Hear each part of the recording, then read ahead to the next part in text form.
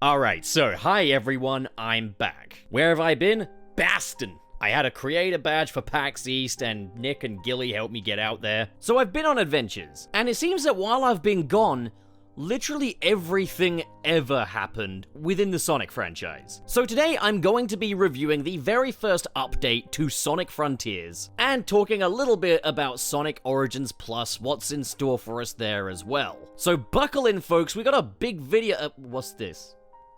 Okay, that's just gonna have to wait. I can't put off making a video any longer. Hey, wait a minute, it's me, Bob, from Bob's Burgers. Why don't you sit down? A YouTube video is a lot like a burger. It takes a bit of effort to grill it and put it together. But the thing is, while you might pay me for a burger, you can watch these videos for free.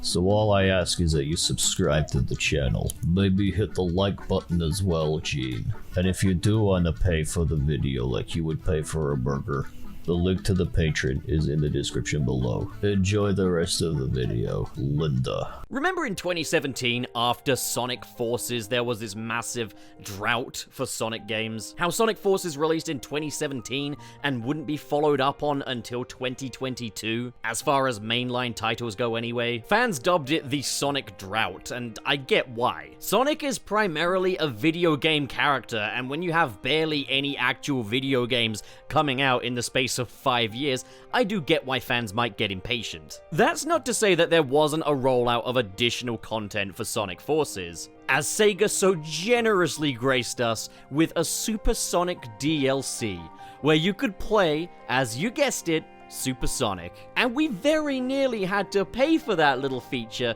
until Sega really listened to us fans and so generously gave us it for free. But I mean, guys, don't tire yourselves out because they gave us Sonic shirts for our avatar. Really transforms the entire game, that. But things are very different for Sonic in a post-Frontiers world, with a far more ambitious DLC rollout for that particular game, even going so far as to give us a smaller spin-off RPG title for April Fool's Day, which is going pretty hard for an April Fool's prank. I suppose it's not much different from, say, the Big's Big Adventure game, but, like, still, it's cool to have. As far as the year of Sonic goes, 2022 was a pretty good one, and it looks like 2023's got plenty more in store for us. Crazy the difference it makes when we get an actual good 3D Sonic game, as we hadn't seen one of those since Sonic Generations, and that game was like 50% 2D anyway. Now, if you want my full thoughts on the base game of Sonic Frontiers, I've got a fairly comprehensive video out on that already, which you can check out, but the short version is, this game is held together with sticks and chewing gum, yet I absolutely adore it. It's evidence that a little goes a long way, giving us the space to actually control Sonic and do interesting things with that gameplay style, as opposed to just what the level expects you to do.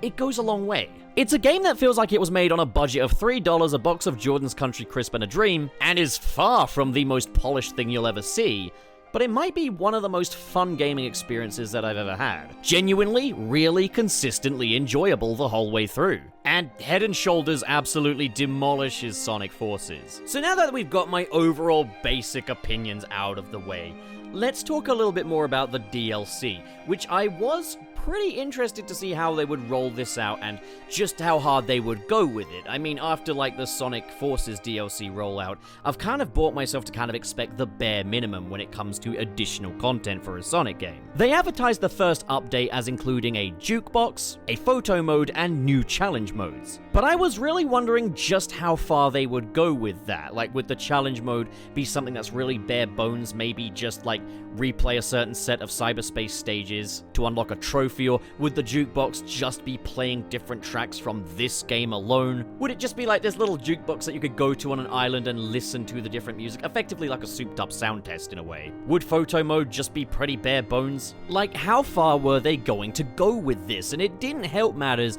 that there was a little bit of small print saying that features might not be included in the end, that this advertisement might not necessarily reflect what the final product will be. The possibility of cut content was still there. And it all sounds incredibly ambitious, particularly when you get to like Update 3, where you've got new playable characters and new story. What kind of form would the DLC for Sonic Frontiers take? how far would Sega go to really max out the potential of this project? Well, we've got the very first update with Update 1 Sight, Sound, and Speed. And with it, it is safe to say that we've got everything we were promised. We've got a jukebox, we've got a photo mode, and we've got new challenge modes. There's no cut content here. Everything that was advertised was all here. Yay! But as it happens, there's actually quite a bit more to this first update than was initially advertised. Now, listen, the reason why I was a little skeptical about how far they would go with this as well was, even with Sonic Frontiers, a game I loved, they advertised 5 islands, and yet 2 of the islands were just cut content from the first. As a matter of fact, on that 4th island, you can actually even see the first island that it was cut off from. In fact, they didn't even cut it off. Like, how is this a different island? Like, with that initial game, you could tell where the corners were cut, even though it's a great game still. Yet with this update here, I don't think they cut any corners whatsoever. They added more than they promised. So yes, I am pleased to report that Sonic Frontiers Update 1 goes hella hard, and so do I, because I'm really happy with this. Like the original Sonic Frontiers game, this update does once again prove that a little can go a long way, as there's not a lot that's new here with Update 1, focusing primarily on offering new ways to play existing parts of the game. But again, the small changes, the small recontextualizations that are here, again, they do go a new way to giving us a new experience. So, first of all, the thing that immediately hit me was they've changed the title screen. It looks a lot nicer now with the Sonic Frontiers logo no longer weirdly off-center and actually lining up okay with the text. No idea what was going on there, but it's a lot better now, although I think they're gonna have to, like, make some, like, sub-menus or something, because there's a lot of options on this title screen. Like, as more updates come, that thing's gonna start looking like a shopping receipt. So, the big hot-ticket item of this one is that there's 2 new challenge modes, focusing both on combat and cyberspace. With the cyberspace challenge mode, you need to play all 7 of the cyberspace stages for each island respectively, with your score being carried over from stage to stage. This means that if there's one stage that you haven't yet mastered and can't S-rank, it will have a massive impact on your overall score for the challenge. The cyberspace stages, in of themselves, when you're just playing them one at a time, are pretty easy going. But you'll find that when you have to play through all 7 per island in one singular gauntlet, with each stage being integral to your overall score, it makes for a significantly more challenging feat, and that's something I really like. Once again, a little goes a long way. A neat little detail too is if you try to cheese this with speedrun techniques such as the homing dash, you'll get an asterisk beside your time, there to insult you for trying to cheese the stage. Sega knows you're trying to exploit the game, so they'll give you that pass, but it will have that qualifying statement, that asterisk there. What a cool new feature to include. Now, with all that being said, it's a little sad to see that no quality of life fixes have been made to cyberspace. I mean, hey, for me, the ultimate quality of life fix would be brand new original stages as opposed to Green Hill again? But that's a little unrealistic, isn't it? But like, there's been no changes made to, say, the cyberspace controls, which are genuinely absolute dookie. Turning is still unnecessarily awkward. I was hoping that maybe Sega would recognize that cyberspace feels like an absolute toilet, but no, they're leaving it be for now. Moving over to the other combat challenge though, we have Battle Rush, which runs you through a gauntlet of all of the enemies that you face on the Starfall Islands, and it's capped off with the Titan fights, which, thanks to the combat challenges, are now replayable. I do still wish there were a way to play just the Titan fights without the combat gauntlet beforehand, but hey, I guess it's only fair that we earn them, as they make for a very satisfying finale to each gauntlet. Now, Sonic Frontiers, as much as I love this game, it does follow a trend of Sonic games that are particularly easy. Like, you're never likely to get stuck in Sonic Frontiers, and if you do, what the hell is wrong with you? Look at my massive gamer cock, I find this thing easy. I was pretty pleased to report that the combat challenges felt genuinely difficult to me. Now, I think that is just because I choose to not level Sonic up much, just because I like to get enough time to chain some cool combos when in battle. I hate just one kick to the head and the enemy's down. Nah. Let me do some cool combo moves and look at those crazy animations. How leveled up your Sonic is will have an impact on how you find these combat challenges to be.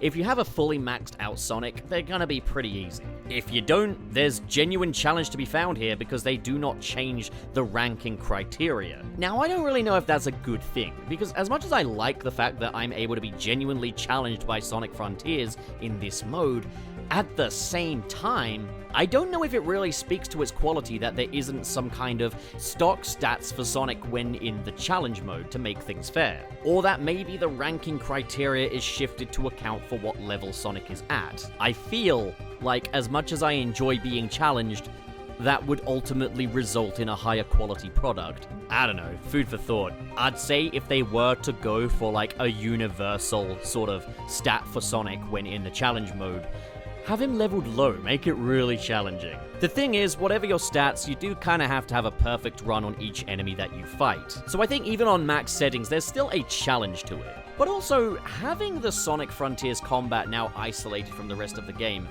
I really appreciate this game as a fighting game. I think the combat might be one of the best things about this game. I mean, of course, the absolute highlight is those Titan fights, which I'm so grateful that we can actually replay in an official capacity without mods now. And okay, if you're gonna make me earn them, make me earn them, that's fine. But I have to say, yeah, Frontiers made an excellent case for combat in Sonic games. And yeah, these combat challenges really go a long way to further assert that. So this is already pretty substantial, but there's a lot more still here. If you can S-rank the Battle Rush challenge mode, you unlock extreme difficulty for the main campaign. This is where one hit kills you, and you can also not upgrade Sonic at all in this mode. And this will absolutely offer experienced players a challenge. Sadly though, there's no reward for doing this. You don't unlock like any new cosmetics or outfit or anything like that, just bragging rights, I guess. You get to tell everyone what a huge cock you've got. You can rock up to the club, find the prettiest girl in there and be like, hey, I beat Sonic Frontiers on extreme difficulty.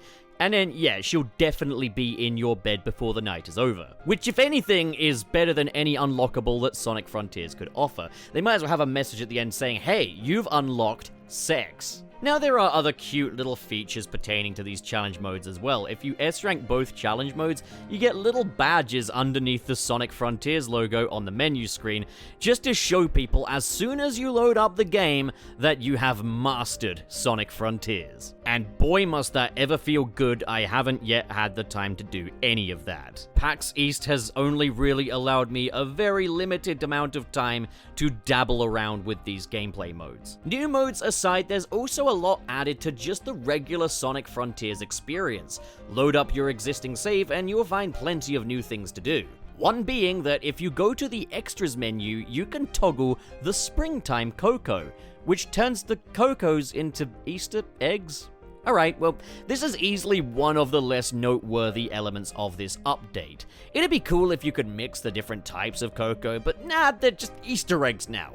It's a cute new feature, I guess. It's, like, it wasn't even advertised, so, like, I'm not even disappointed. Like, I'm pretty sure that Update 2 was the one that advertised new cocoa, so it makes me wonder what we're getting in Update 2. I can't really see myself using the Springtime Cocoa much outside of Easter. But at the same time, I never complained about the Santa Sonic suit, so okay, we got little seasonal extras now, which I appreciate. But you know what would be straight bussin', yo kids? It would be if you could unlock cosmetics for the island, so that at wintertime, you could put snow all over the islands or something. Am I asking too much there? Probably. Or maybe it would just be a palette swap, I don't know, when I first saw that they added a Springtime Cocoa to this, I was kind of expecting, like, Cocoa in, like, spring outfits, or one's doing a little spring cleaning or something. But they're eggs. I guess they referred to it as springtime to avoid any potential religious connotations. I mean, they didn't refer to Santa Sonic as anything Christmas related. So what we've learned is that Sonic games have an anti-Christian agenda. So there's a new jukebox available. You can play some additional Sonic tracks on shuffle, repeat, or in a particular order if you want. You can skip to the next one, or you can activate a little menu and select which track you want to play. There's lots of neat little options here, and you start off with a nice little selection of alternative tracks from other Sonic games. And it's not just a jukebox that you go to in a menu or that you find on the island. No, these are different tracks that you can play while running around the Starfall Islands. Now, this is really smart because given that you'll spend a lot of time on the Starfall Islands, you might want to experience a different vibe than the more understated and atmospheric stylings of the Starfall Islands music, as composed by the brilliant Tomoyo Atani. Maybe you want to run around to something a little more up-tempo. You'll remember in the build-up to Sonic Frontiers' release, I was saying how I hoped we'd get a little music by maybe Jun Senoi or Crush 40, because I feel like those are ultimately quintessential elements to any Sonic game. Well, now we have that. They're not new tracks made specifically for this game, but they are there, and you can make them part of the experience. I swear Sonic Frontiers is like the most customizable DIY Sonic game. First they were like, fine, make your own controls. Now they're like, fine, pick your own soundtrack. And honestly, I'm here for it. Because Pup knows best. One of my favorite things to do with this new jukebox is to play Sand Oasis while running around Ares Island. It makes for a completely different vibe. And I feel more compelled to run around things like the rails and the dash pads and stuff, because the music's just more up-tempo.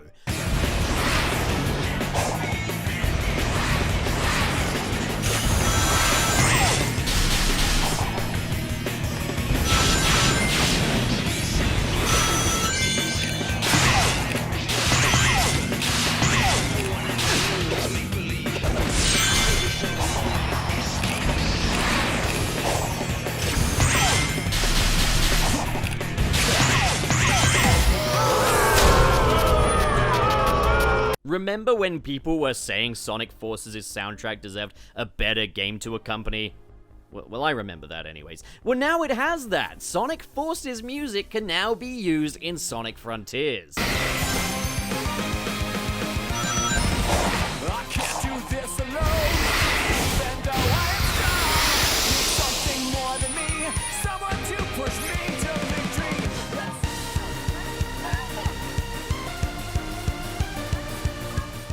Do you miss Crush 40? Well, have him back. I certainly missed him. A fantastic thing about this, though, a real game changer, is that even though you start off with a small selection of tracks, there are tons of musical note collectibles scattered across the Starfall Islands to collect, making this game even more of a collectathon than it already was, and I have no issue with that. Each one of these music notes unlocks a new song.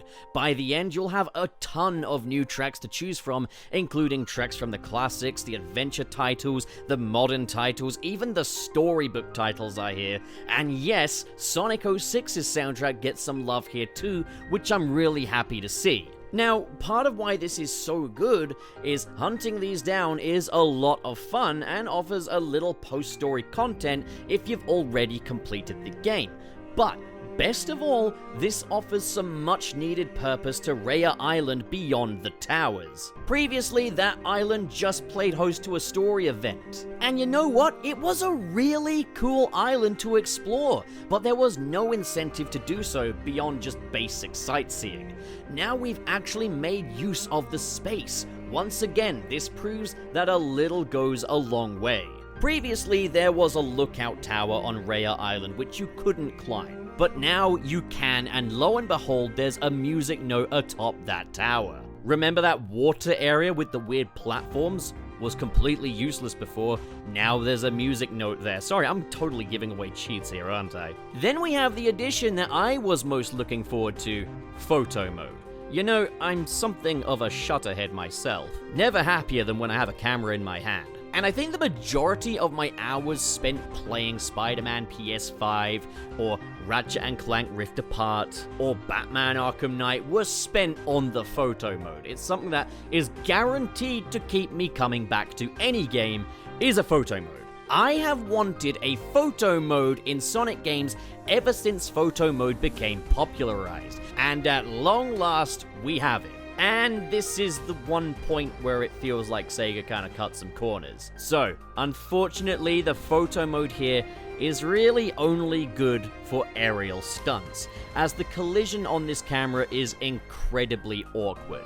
See, Sonic isn't a tool guy, but this camera seems very large for the collision, making it near impossible to get any good low-angle shots or particularly close-up shots either. It feels like this camera is a lot bigger than Sonic is. The lowest you can really get is to his head. Now that's a huge shame because it slices photo mode's potential in half. But okay, for things that the camera can do, it can zoom in and out just a little, it can tilt back and forth by about 60 degrees, it can be moved up and down just a little, it doesn't necessarily have to focus purely on Sonic. And it is nice to be able to give Sonic's crazy exaggerated battle pose the spotlight. And there is a small handful of filters, and they're all pretty whatever. I would generally just stick with no filter, and maybe grade it myself afterwards, or play with Spoon's LUTs mod for a really pretty cinematic look. I mean, I always play with that now anyways. On screen, I'm just putting up a small handful now of the photo mode shots I got, and as you can see, there are some neat things you can do with in-air stunts, but yeah, it's very limited when on the ground. And of course, once again, we sadly run into some limitations. The photo mode is not accessible in cyberspace, but worse yet, it isn't accessible in the Battle Rush either, meaning that you can't really get any photos of the Titan fights when replaying them. However, you can get some photos of the Titan fights when playing them in the main campaign, which is awesome. I'm really hoping that they'll make photo mode available in the Battle Rush mode. I kinda get why it's not available in cyberspace, as these stages are not designed for any kind of camera movement. And if it's anything like using a FreeCam mod in Sonic Forces, you'll probably find that there's all kinds of bizarre object culling and whatnot. Still, if they could implement it into the cyberspace, it would be hugely appreciated, as I think these psychedelic environments could really make for some interesting pictures. There are also sadly no depth of field options either, allowing things in the foreground and background to be blurred. But then I noticed that there doesn't seem to be any depth of field in this game full stop. Whenever you get close to an object, you get this weird transparent effect with printing dots on it. I have no idea why this game doesn't have any depth of field in its graphical engine. Well, aside from compensating for the Nintendo Switch. Thanks, Nintendo. Having objects in the distance be blurry would definitely remedy the rampant popping issue in this game. But even then, you can fix that by just changing a few values anyways. The things the modding community has proven are eye-opening. And as usual, this tremendous community have once again picked up the slack by removing the limitations on how much you can zoom and tilt, as well as ditching object collision when in photo mode. This is 1,000 times better, and I was able to get some genuinely stunning photos with this, while also using Spoon's Cinematic LUTs mod. Seriously, I cannot praise that mod enough. And we're still not done, because Sonic Frontiers Update 1 also comes with quality of life improvements. You can now toggle the power boost animation, meaning that you don't have to sit through that movie homage of Sonic being all powered up when you hit 400 rings. Excellent. That probably should have been there in the first place, but that's more a testament to gaming as it is today, rather than just a Sonic-specific thing. And also that obnoxious slot machine graphic during the Starfall events is also a thing of the past. Well, if you toggle it to be so. So that is Update 1, and aside from a fairly underwhelming photo mode, I have to say that Sonic Frontiers' sight, sound, and speed really delivered and then some. We got more than we bargained for here, which is kind of a rarity when it comes to Sonic stuff. And the fact that these updates are entirely free is just really cool. I have to say, I really support this, because obviously it used to be that you'd get whatever Sonic team coughs up on your plate, and that would be it. A Sonic game would come and go, and you'd either end up with a Sonic Generations or a Sonic Forces, and that's kind of what you're stuck with. You win some, you lose some, but fortunately, in this case, Sonic Frontiers was already a good game, and they're really going out of their way to maximize this concept. Gotta say, I'm definitely hoping that Sonic Team will leave no stone unturned with these updates. As for what's next in Update 2, we'll be getting Sonic's birthday event, which I'm gonna predict is going to be Coco's with party hats on, and Sonic with a party hat on. I don't know what else they could really do there. We've got a new open zone challenge, no idea how that's gonna work out. Maybe it's how quickly you can scale the open zones, or maybe they'll do like a puzzle rush or something. and there will be new Coco, which we already got in Update 1, so I'm wondering what they're going to do for Update 2. I reckon that's gonna coincide with the whole Sonic birthday thing. I think we're gonna get Coco with party hats on. And you know what, I'm here for it. Then in Update 3, we've been promised playable characters and a new story.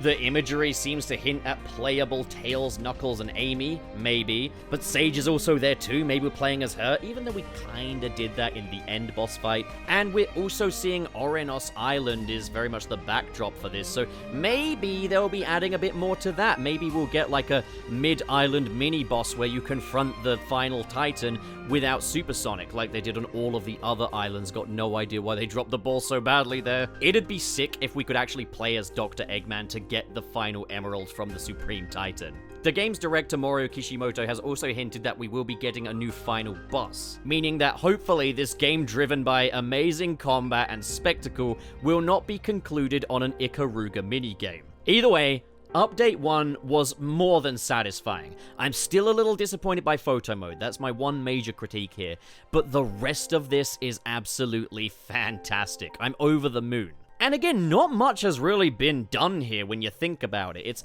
new contexts, new objectives for the generally same gameplay stuff. Again, a little goes a long way. Now, for the second part of this video, I do want to talk about Sonic Origins Plus. I thought about putting this in a separate video, but I kind of want to get all of the Sonic stuff out in this video here, but I'm gonna save the April Fool's thing for another video, because I haven't played it yet. So, Sonic Origins Plus follows a similar business model to what they did with Sonic Mania, where they would release the original vanilla game as a downloadable exclusive before making a physical edition, which has some additional content, but people that just want to stick with the downloadable version can also get as like a DLC. Sonic Origins is doing the same thing.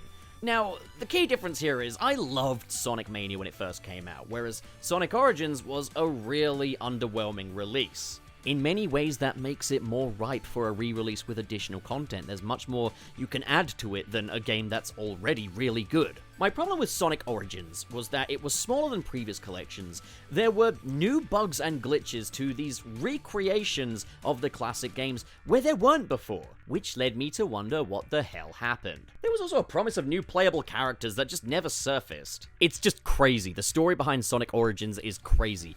On day one of the game's release, before anyone had a chance to complain, Stealth of Headcanon went on full damage control mode. He spoke out against Sega's tight deadlines and admitted to being unhappy with the product. All on day one. This made it highly unlikely that Headcanon would ever work on a Sonic game again. Have the Mania team been falling apart? Christian Whitehead's nowhere to be seen. Kevin from Hyper Potions is a nonce. And Headcanon alienated? Well, lo and behold, against all odds, Sega took Stealth's feedback on board and continued to work together. What? That's pretty unheard of in any kind of entertainment industry. When you go on social media to unilaterally address criticisms of the game, going below the studio to do so, it's like rule number one of if you want to lose your job, do that. So the fact that Headcanon are still here is insane to me. Big respect for Sega for keeping him around. Stealth, you're a crazy cat, but I'm glad you're back, because in spite of that really weird decision you made, Headcanon is one hell of a development team. So there is hope for the Mania Dream going forward, and hey, Hyper Potion, just the one remaining member of it, they could still work on these games, right? Plus, you still got T. Lopes, and we don't really know if Christian Whitehead is gone for good, right? So, like with Sonic Mania, Sonic Origins is getting a re-release in the form of Sonic Origins Plus, a physical re-release of the game, and a DLC for those who already own the digital version. Now, rather than just 4 classic titles like the original release, Sonic Origins Plus boasts 16 games, which is a massive upgrade. These 16 games consist of the original 4 on the original release, but now 12 additional Game Gear titles will be featured in the Museum mode, all emulated. So while the remakes of Sonic 1, CD, 2, and 3K are still the main event, the Game Gear titles will still be accessible. These titles will include the Game Gear versions of Sonic 1 and 2, Sonic Chaos, Sonic Triple Trouble, Sonic Drift 1 and 2, Sonic Spinball, Sonic Blast, Sonic Labyrinth, Dr. Robotnik's Mean Bean Machine, Tails Sky Patrol, and Tails Adventure. Now, out of that small handful of Game Gear games, I can safely say that only a small handful of that is any good, but I mean, it's definitely an easier sell, right? Bit more bang for the buck? Now, with that being said, this selection could be better even still, as it'd be better to feature the 16-bit versions of Sonic Spinball and Dr. Robotnik's Mean Bean Machine. It's still odd to me that Sonic's 3D Blast is still referenced with the Museum Island, yet the game is nowhere to be found. However, it is good to have the complete library of Sonic Game Gear games, for better or for worse. As let's be real, there's a lot of garbage in Sonic's 8-bit back catalog. Still, better is better, more is more. You know what's really funny to me, and I feel real bad, but like, Nick, game apologist, one of my best buds, he's been dying to see the Freedom Fighters at least referenced again in a Sonic release. And now we're getting Sonic Spinball, one of the only Sonic games to feature the Freedom Fighters, and we're getting the 8-bit version, which doesn't feature the Freedom Fighters. Sorry, bro. Now, in the end, you still get less here than in previous Sonic collections. However, I guess it is compensated for a little bit by the fact that you are getting remastered versions of the original 4. I am wondering if Classic Mode is actually going to be Classic Mode now, if they'll maybe remove the spin dash from Sonic 1, or just other stuff, I don't know, because right now, as it stands, Classic Mode is really just a 4:3 aspect ratio and no drop dash. But perhaps the biggest part of this announcement is that Amy is finally playable, complete with what appears to be a new moveset involving her Pico Pico hammer across all of the main titles. This is big because it gives a new play mode to each of the 4 main Sonic games in the set. That is a substantial change. And she's got all new sprites and she just looks great. It's great to finally be able to play as classic Amy. I think this is the first time we've been able to play as Amy in a 2D Sonic game since Sonic Advance 3, and that's just insane to me. I feel like between this and Sonic Frontiers' 3rd update, we're finally no longer shying away from alternate playable characters, and I am here for it. But the big question is, this is the big one, will Amy finally get a super form? This could prove immensely problematic. If all of the male characters, Sonic, Tails, and Knuckles, can go super, but Amy cannot. Like Sega, not only would that be a missed opportunity, that would be genuinely really backward. Ian Flynn did state on the Bumblecast that Sega carry the view that only male hedgehogs can go super. Oh god, oh jeez, oh man. Come on, what are you showing me? Like yikes, you know? Perhaps Sonic Origins Plus will finally put that to bed and bring us a super form for Amy. But you know what, I want to go one better. I'm not just coming back for 10%, I'm coming back for the whole damn thing. Amy needs a hyperform. If she gets a hyperform, this will not only be awesome for Amy fans, like hell yeah, you go girl. This will be very exciting for fans of the otherwise seemingly embargoed hyperforms, which I also just don't get, because those are popular, people like that. Why you embargo that, Sega? I mean, they brought back freaking Princess Elise before they brought back a hyperform. And I'm happy to see her. I hope the lesson that Sega's learning here is incorporate all of your history. Celebrate all of your history. And you know what? If you blundered on something in the past, we'll be all too happy to see it again done well. Sonic Origins Plus also advertises quality of life improvements to the original release, with various glitches being fixed. Now, I have a question. Is this locked purely to the paid DLC or re-release, or will the original game be patched? They really ought to have those quality of life fixes in a free patch. Like, you can't surely charge someone extra for fixing glitches. Now, this physical re-release comes with an art book as well, making it an overall easier sell than the original release, given that you get 4 times the number of games, a new way to play each of the original 4, an art book, and the box does have some really nice cover art. With that said, Sonic Origins is proving to be a bit of a financial black hole for those who already bought the original, especially the obnoxious Digital Deluxe Edition, as if you buy Plus as a DLC, it costs an extra $10. This isn't awful, but the original release was already pretty overpriced, especially once again if you bought that pathetic digital deluxe version. Now, I'm gonna be honest, after I played Sonic Origins, I was like, I don't want to sink any more money into Sonic re-releases. No way, Jose. I regret to inform that I'm probably going to end up buying the physical release on the PlayStation 5. I would like to have a physical copy. And that art book. Whatever, I'll review it so it will be a tax write-off, you know? That's how that works, right? Man, this is cool. This is something else. I feel more inclined to celebrate what's going on with Sonic Frontiers, though, as, like, all of that content rollout is completely free, whereas Origins Plus is gonna cost either the DLC fee, or if you want to buy the re-release like me and be a complete and utter sucker, then you're gonna cost an extra, like, $50, I think. Which is still a lot of money for old rope. I need a pop filter for this new microphone. Also, shout out to Gilly the Kid for hooking me up with this new microphone.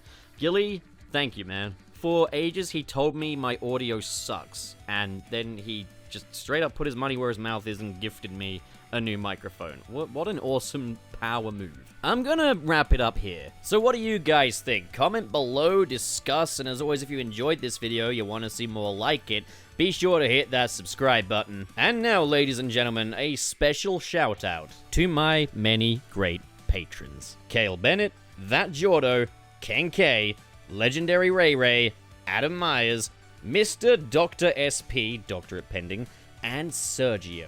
Thank you guys. And thanks to all of the names that are scrolling beside the screen right now as we speak. If you haven't already helped me out on Patreon, well, these people are better than you. Yeah, I'm partially joking there. But that's all for this video. Thank you so much for watching, guys. Get out of my house.